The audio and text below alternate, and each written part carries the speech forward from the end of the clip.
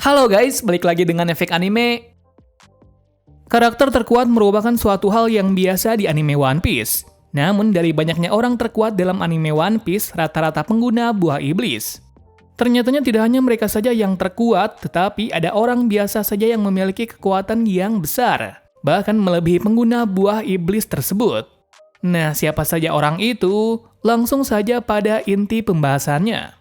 Tapi sebelum kita menuju topik utama, jangan lupa untuk klik subscribe dan nyalakan lonceng notifikasinya agar selalu mendapatkan update seputar informasi anime dari kami.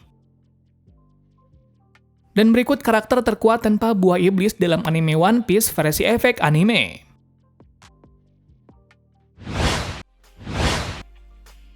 Garp. Karakter pertama ialah Garp sang pahlawan. Nah, kenapa kita memasukkan Garp pada list pertama? Lantaran saat ini dirinya tidak seproduktif pada saat masih mudanya. Meski demikian, Garp tetap akan menjadi sosok pahlawan bagi pemerintahan agar tidak banyak bajak laut yang semena-mena lagi. Baru-baru ini dalam anime One Piece dirumorkan akan ada perang besar pada era itu. Dan itu sudah diawali dari perpecahan antara bajak laut dan angkatan laut. Bahkan terlihat kerajaan Alabasta dan pasukan revolusi juga terlibat. Hal ini menandai kalau nantinya Garp akan bertindak sebagai pahlawan lagi, mengingat hanya dia saja yang bisa mendengar kedua belah pihak tersebut.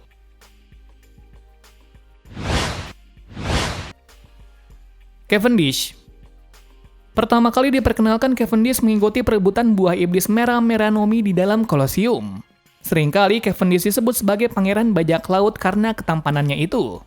Ternyatanya di balik itu semua, dia adalah pangeran dari kerajaan Berzua. Nah, alasan dia keluar dari kerajaannya itu ialah karena ada sosok menakutkan di dalam dirinya yang bernama Hakuba. Yang mana jika dirinya tertidur, maka Hakuba akan mengambil alih dirinya dan membantai siapa saja di dekatnya. Jadi mau tidak mau dia harus menjadi bajak laut agar kerajaannya bisa damai. Benar sekali, dalam kisahnya itu dia juga salah satu Rocky di zaman dari generasi terburuk. Sayang sekali namanya tidak terekspos lantaran semua Rocky saat itu, terutama topi jerami, sangat terkenal.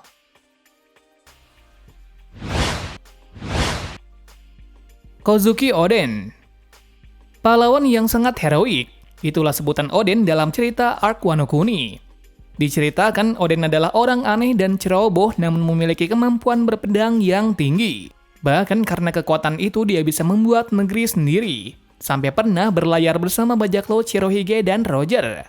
Dari berbagai pengalaman yang didapatkan membuat gaya berpedangnya semakin kuat lagi, hingga mendapatkan bounty pertama yang cukup besar. Entah berapa bounty tersebut, yang pasti pemerintah juga mewaspadainya sama seperti Roger dan lainnya. Hingga suatu ketika sifat dan kekuatannya pun harus diuji untuk bisa menyelamatkan negaranya. Tepat sekali, dengan kemampuan berpedang ditambah haki Ryo, dia bisa menebas makhluk terkuat di bumi yaitu Kaido hanya dengan satu serangan saja. Walaupun pada akhirnya, dia pun harus dieksekusi atas kekalahan besarnya itu. Nah, meski mati sejak hari itu, nama dari Oden selalu terkenang oleh penduduk Wano Kuni. Alasannya sudah pasti karena hanya Oden lah yang pantas untuk menjadi pemimpin Wano Kuni.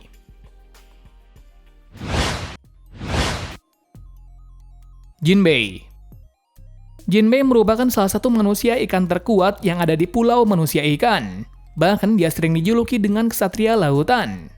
Menariknya dari Jinbei ini adalah dia rela mengorbankan dirinya demi agar bisa menciptakan manusia dan ras manusia ikan agar hidup bersama. Walaupun ia tahu kalau dirinya hanya dimanfaatkan saja. Begitupun saat berada pada bajak laut Big Mom, Jinbei juga dimanfaatkan saja. Namun setelah bertemu dengan bajak laut topi jerami, ia mendapatkan satu hal yang baru dan diharapkan sampai saat ini. Berkat hal itu juga, akhirnya Jinbei bergabung dengan kelompok topi jerami. Untuk kekuatan dari Jinbei sudah tidak bisa diragukan lagi. Nah, dengan bounty sekitar 400 juta berry, dia layak menjadi musuh yang sangat ditakuti. Bahkan bisa dikatakan kalau Jinbei saat ini sudah setara dengan kekuatan dari Zoro dan Sanji. Kekuatannya itu terbukti sangat kuat saat melawan Hushu, mantan anggota CP0. Mengejutkannya dalam pertarungan itu hanya singkat saja, lantaran Jinbei berhasil menghabisinya dengan satu pukulan andalannya.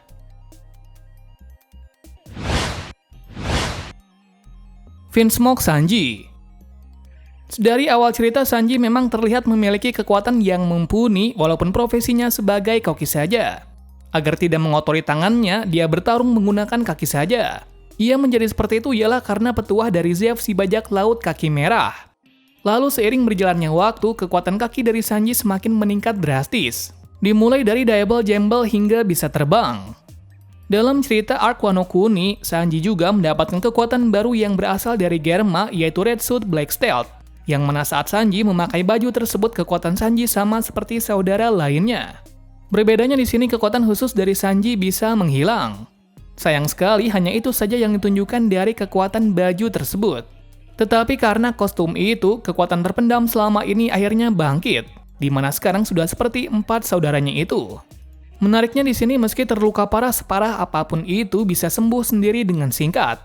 Selain dari penyembuhan itu, pertahanan fisiknya pun bertambah 100 kali lipat seperti besi. Hal ini terbukti dari pedang King hancur saat menebas leher dari Sanji. Hal ini menjadi bukti bahwa Sanji saat ini sudah tak terkalahkan. Kemudian dalam chapter terbaru juga diperlihatkan lagi teknik kaki sejati dari Sanji, di mana dengan jurus Ifrit dia berhasil mengalahkan Queen dengan satu tendangan saja.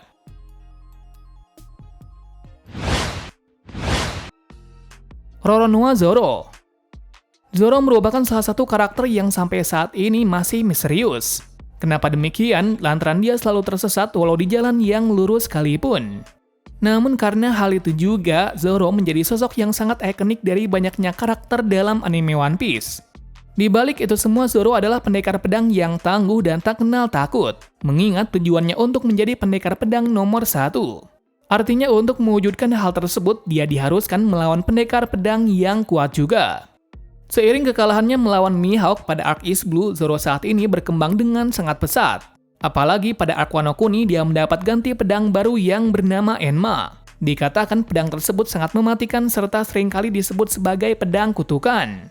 Awalnya hal itu hanya biasa saja, namun sepanjang pertarungan besar Onigashima terungkap kalau pedang Wado Ichimonji juga buatan dari Kozaburo, yang artinya kombinasi dari dua pedang yang dimiliki Zoro sekarang akan sangat mematikan.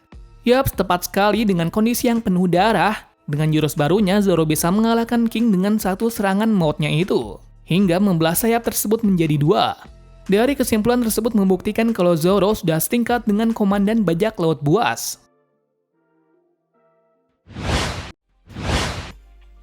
Dracul Mihawk. Pastinya kalian tahu tentang siapa orang ini. Yap, tepat sekali, dia adalah pendekar pedang nomor 1 yang ada di dunia. Meskipun Mihawk dikenal di seluruh dunia, namun masih belum jelas siapa dan berasal dari mana. Satu hal yang pasti, Mihawk tidak memihak angkatan laut maupun bajak laut, lantaran prinsipnya adalah menjaga tatanan dunia. Sebab dari itu dia masuk dalam anggota Shichibukai. Tentu saja pemerintahan menerima dengan senang hati, mengingat sudah banyak yang mengatakan kalau dirinya memiliki kekuatan setara Yonko terutama Shanks.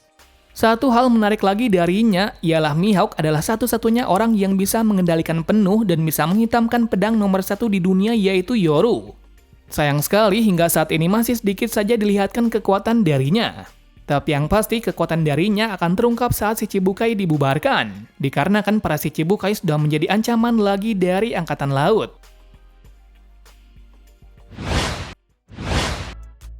Silver Rally.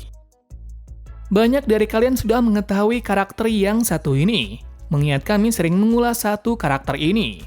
Nah, kenapa seperti itu? Dikarenakan Rayleigh adalah salah satu legenda yang masih hidup.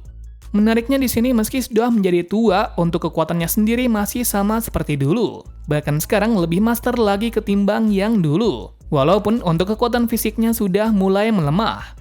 Baiknya di situ Rayleigh sangat berjasa banyak bagi Luffy karena jika bukan dirinya, mungkin Luffy tidak akan sekuat seperti sekarang.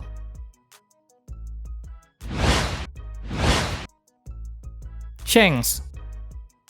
Berawal dari anak magang dari bajak laut Roger, di kemudian hari namanya menjadi populer setelah membuat bajak laut yang bernama Akagami no Shanks. Mengejutkannya juga dalam beberapa tahun kemudian, tepatnya setelah bertemu dengan Luffy, Shanks sudah bisa menjadi bagian dari Yonko. Entah bagaimana caranya bisa seperti itu, sampai kini masih belum diketahui. Satu hal yang pasti, banyak yang beredar kalau Shanks adalah orang yang sangat kuat serta memiliki koneksi yang besar. Hal ini terbukti darinya saat beradu haki dengan Shirohige yang bisa membelah awan. Untungnya pertarungan itu tidak berlanjut. Jika terjadi, maka yang pasti akan terjadi kericuhan yang besar. Tak berapa lama setelah itu dikatakan Shanks juga berhasil menghentikan Kaido agar tidak pergi ke Marineford. Tetapi yang mengejutkan di situ yakni Shanks dan bajak lautnya tiba-tiba juga berada di Marineford dan menghentikan perang tersebut. Dari situ saja sudah membuktikan kalau masih banyak hal yang belum diketahui tentang Shanks dan bajak lautnya. Apalagi tentang keberadaan dari Shanks yang bisa berada di Merijioa yang sampai saat ini belum terungkap. Mungkin hanya itu saja karakter kuat yang tidak menggunakan buah iblis. Dari kesimpulan tersebut membuktikan tidak semua pengguna buah iblis bisa menjadi yang terkuat. Tetapi skill dan kekuatan yang asli yang akan membuktikan siapa yang paling kuat. Terima kasih sudah menonton video ini dan sampai jumpa di video selanjutnya.